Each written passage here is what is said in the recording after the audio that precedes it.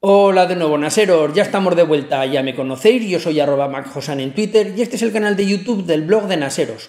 Hoy vamos a ver el capítulo 8 del curso de redes, vamos a ver qué es una conexión inversa, para qué sirve y también qué es el UPnP o Plug and Play en un router.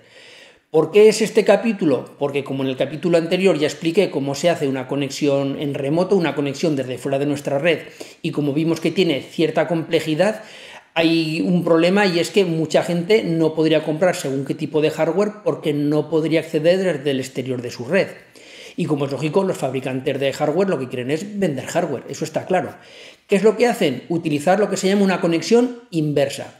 ¿En qué consiste una conexión inversa? Una conexión inversa es poner un servidor entre medio del cliente y del servidor, es decir, lo que vamos a tener es como si dijéramos dos clientes y un servidor para realizar esa conexión. Me voy a explicar. Como ya sabemos, cuando yo me quiero conectar desde fuera de mi red, a un equipo de mi red, lo que tengo que hacer es conocer el socket al que me quiero conectar, que es una IP pública y un puerto. La IP pública tengo que conocerla, tengo que utilizar un servicio de DNS y luego además tengo que abrir el puerto en el router para que sea accesible. Si tenemos un CGNAT, esto no es posible porque el puerto no lo controlamos nosotros y además tenemos que utilizar servicios de direccionamiento dinámico, como expliqué en el vídeo pasado.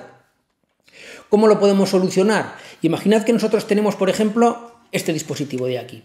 Esto es un puente de Philips, un puente de Hue, y es para domótica, para poder conectar aquí todo lo que serían las luces y distintos dispositivos que tiene Philips y controlarlos desde un smartphone o desde cualquier otro dispositivo.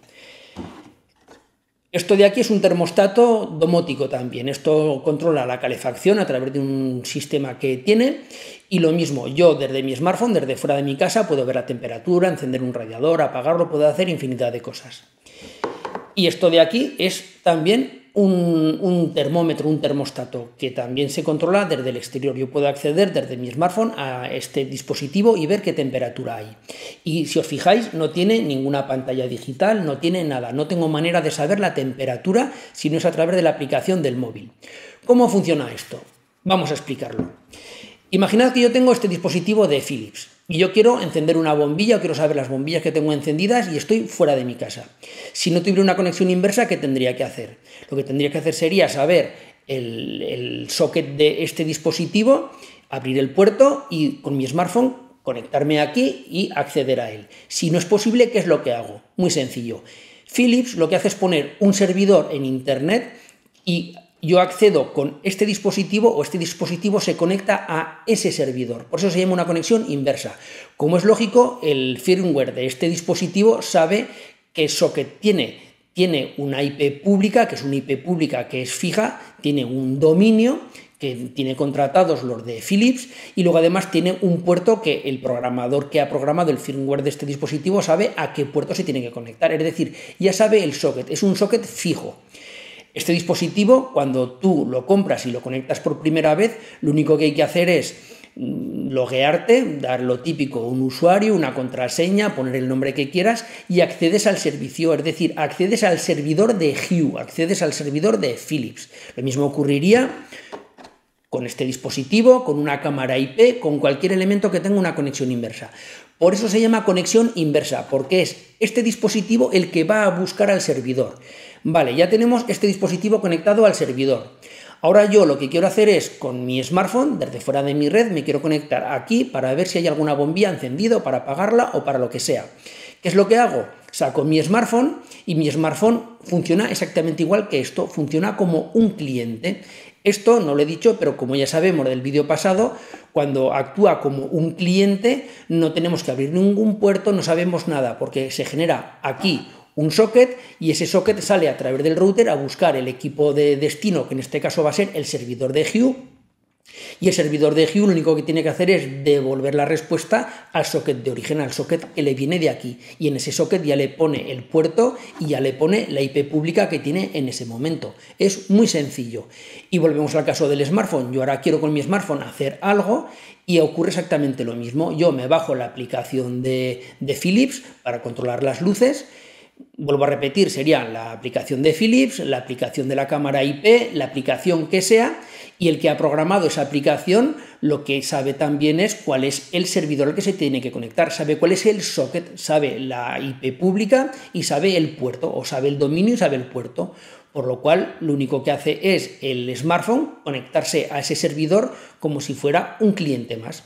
Y ya tenemos dos clientes. Por un lado tendríamos este cliente que sería el dispositivo y por otro lado tendría otro cliente que sería el smartphone. Y ya está. ¿Qué es lo que hacemos? Una conexión entre el smartphone y aquí, pero en vez de ser una conexión directa es inversa. ¿Por qué? Porque tiene que pasar a través del servidor. El servidor de Philips sería el servidor que haría de puente o de enlace entre los dos. La información iría de cada uno de estos dos dispositivos, de cada uno de estos dos clientes, al servidor de Philips, en este caso de Philips. Eso es una conexión inversa, es colocar un servidor entre medio de los dos clientes y como ese servidor sí que va a ser siempre accesible y no necesitamos abrir ningún puerto, da igual que tengamos un CGNAT, da igual lo que tengamos, no tenemos que abrir ningún puerto en el router, no tenemos que hacer nada. Siempre vamos a poder acceder y esta es la manera que tienen todos los fabricantes de poder tener equipos accesibles desde el exterior. Y cada día esto es más habitual. Antiguamente las cámaras IP no había este tipo de servidores de conexión inversa y cuando tú te comprabas una cámara IP sí que tenías que abrir el puerto, configurarla, hacer todo lo que había que hacer. Pero ¿qué ocurría? Que mucha gente no sabía hacerlo o no sabía, o no quería, o no podía, y era una venta perdida. Y ahora, básicamente, todos los equipos tienen este tipo de conexión inversa. Es más, ahora hay muchísimos equipos que directamente ni siquiera tienen una conexión cliente-servidor. Muchísimos equipos ni siquiera podemos configurarlos por el sistema tradicional, vamos a decirlo de alguna manera. Esto tiene unas ventajas y unos inconvenientes. Bueno, para empezar, esto es bastante habitual. Por ejemplo, para que os hagáis una idea, los NAS, ya expliqué lo que es un NAS, los NAS, todos o casi todos también tienen este tipo de conexión inversa. Tienen un servicio de DNS, como expliqué en el vídeo anterior, te dan la opción de hacer una conexión directa desde un cliente al servidor a través de un servicio de DNS que ellos te dan la posibilidad de tener un dominio propio, como ya expliqué en el vídeo anterior, pero también tienen un servicio de conexión inversa, lo tiene QNAP, lo tiene Synology, lo tienen muchísimas marcas. Ventajas y inconvenientes de esto. La mayor ventaja, como es lógico, que no hay que hacer nada. Nos registramos, nos damos de alta en el servicio y ya está. No tenemos que tocar el router, no tenemos que hacer nada. Inconvenientes, que todo el tráfico va a pasar por el servidor en este caso, de ese servicio, de ese hardware, de lo que sea. En el caso de un NAS, ¿qué ocurre? Si yo utilizo un servicio de direccionamiento dinámico, hago una conexión directa entre el ordenador, entre el ordenador, el smartphone, el equipo que esté en remoto y el NAS. Va directamente de un sitio a otro, no pasa por ningún sitio, es una conexión totalmente directa. ¿Qué ocurre si utilizo un servicio de conexión inversa del fabricante del NAS? Que el tráfico pasa a través de los servidores de QNAP, de Synology, del fabricante que sea. Y en ese caso, ¿qué es lo que ocurre? En primer lugar, la privacidad. Aunque ellos no van a estar viendo qué tráfico hay, pero podrían capturar ese tráfico y podrían saber qué tráfico hay. Y lo más importante es que si yo quiero transferir o quiero conectarme para transferir un archivo pequeño, un documento de Word, un Excel, una fotografía, no pasa nada. Pero ¿qué ocurre si yo quiero hacer una conexión directa para ver una película en 4K? Que vamos a saturar el servidor de QNAP, de Synology, del proveedor que sea, y va a ir lento. De hecho, ellos ya te dicen que cuando sean tráfico muy pesado, que no lo hagas, porque tienen ese problema de que son servidores que tienen mucho tráfico porque todo el mundo se conecta a través de ellos. ¿Qué problema tenemos también con una conexión inversa? Si nosotros tenemos cualquier dispositivo de estos que utilizan una conexión inversa, si el servidor cae, nos quedamos sin conexión. Por ejemplo, imaginad que yo quiero saber la temperatura de este dispositivo. Y yo, como ya he explicado, a través de Netatmo, de los servidores de Netatmo, esto se conecta a Netatmo y yo con mi aplicación me conecto al servidor de Netatmo y miro la temperatura. Si ese servidor se cae, yo no puedo saberlo porque este se conectaría allí y yo no tengo manera de hacer una conexión desde mi smartphone a aquí. Es más, aunque esté en red local, ni siquiera puedo conectarme aquí. Pasa siempre a través de los servidores de Netatmo, por lo cual, si cae el servidor de Netatmo, por lo que sea, yo no puedo acceder a las luces, a la cámara IP, al termostato, al dispositivo que sea. Y no es habitual que estos servidores estén caídos, pero imaginad que ahora de repente el fabricante fuera a la quiebra y quitara el servidor. Es algo que no es habitual, pero sí que ha ocurrido más de una vez. De hecho, había unos mandos a distancia, unos mandos para televisiones, unos mandos programables, que el servidor se fue a pique la empresa. Bueno, más que irse a pique, lo que hizo fue dejar de dar soporte a ese tipo de mandos, desconectó el servidor y la gente se quedó con un ladrillo, se quedó con un mando que no valía absolutamente para nada. Si ese servidor, ese fabricante, desconecta su servidor directamente, el hardware que tienes no vale para nada porque como no se puede conectar al servidor no vale para nada. También tengo que decir que este tipo de equipos en local sí que funcionan, es decir, yo ahora cojo mi smartphone, quiero encender una bombilla, desconecto de internet el router y sí que me va a funcionar a través de la red local. Es decir, solo tendría problema para conectarme aquí si estuviera fuera de mi red. En local sí que me va a funcionar. Este de aquí no. Este de aquí, en el momento que yo desconecto el router de la conexión o si se les cayera el servidor directamente no podría saber la temperatura. Eso ya depende de cada fabricante, de cómo tiene montado su sistema.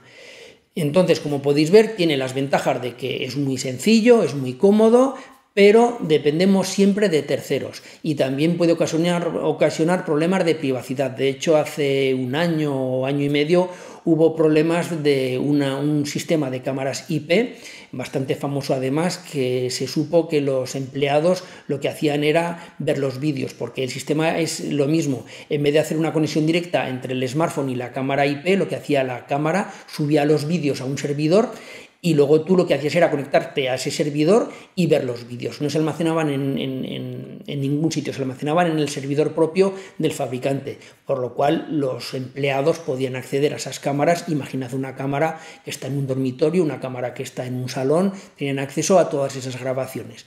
Entonces, bueno, es una cosa que hay que tener en cuenta. Y una vez que ya sabemos que es una conexión inversa, y como veis es bastante útil, otra cosa que también no quise comentar por no alargar mucho el vídeo pasado es el famoso Plug and Play o UPnP. ¿En qué consiste esto? Esto consiste en que el router abre automáticamente un puerto cuando se le ordena un equipo. Imaginad que yo tengo un ordenador conectado al router y tengo activado el UPnP, el Plug and Play, y el ordenador le dice, oye, yo necesito que me abras este puerto, por lo que sea, porque es para un servidor y necesito que abras este puerto.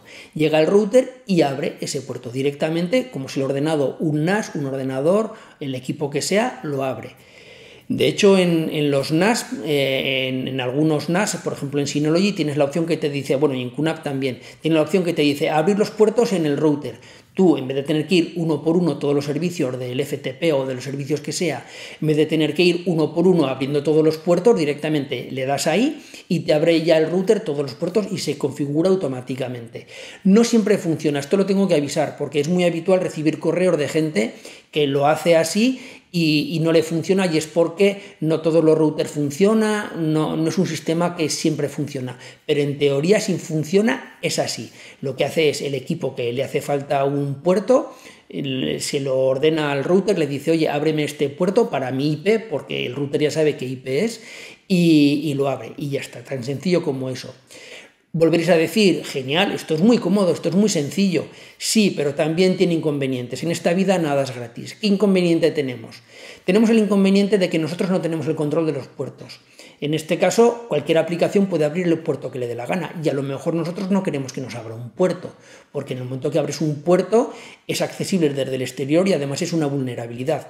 Imaginaros que nosotros tenemos el Plug and Play activado en el router, instalamos una aplicación o nos entra un malware, y este malware lo primero que le va a hacer va a ser decirle, oye, ábreme este puerto. ¿Por qué? Porque el atacante, el que ha creado ese malware, vamos a llamarlo así, un virus, un malware, lo que quiere es poder acceder desde el exterior para tener el control del equipo o para hacer lo que sea. O una aplicación que nosotros no queremos que tenga acceso exterior y directamente la aplicación abre en el router un puerto. Y es habitual gente que tiene el Plug and Play activado en el router que tenga puertos que no sabe que los tiene abiertos. Hay webs, hay servicios que lo que hacen es que tú desde Desde esa web le das tu dirección y te hace un escaneo de los puertos del router. Le das la IP pública, por decirlo de alguna manera, te hace un escaneo y te dice, tienes todos estos puertos abiertos. A lo mejor hay puertos que sí que los sabías y los has abierto tú y los quieres tener abiertos, pero puede ocurrir que tengas puertos abiertos que tú no querías tener abiertos o que no sabías que tenías abiertos. Entonces, bueno, estas son las cosas que me faltaba de comentaros de lo que es el acceso remoto, del acceso exterior. Hay bastantes más cosas que comentar, pero bueno, de momento con el vídeo anterior y con este yo creo que ya podemos tener las cosas bastante claras. Una cosa se me olvidaba decir, este plug and play, si tenemos un CGNAT no nos va a valer de nada. Imaginad que sí que nos funciona, imaginad que llega un equipo y le dice, ábreme tal puerto en el router, y el router va a abrir el puerto.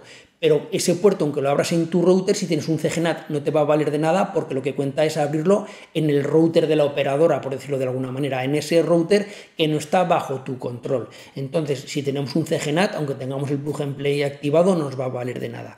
Sin embargo, si tenemos un CGNAT, la única manera, o bueno, sí, digamos que la única manera de acceder desde el exterior a un equipo nuestro sería a través de un servidor inverso.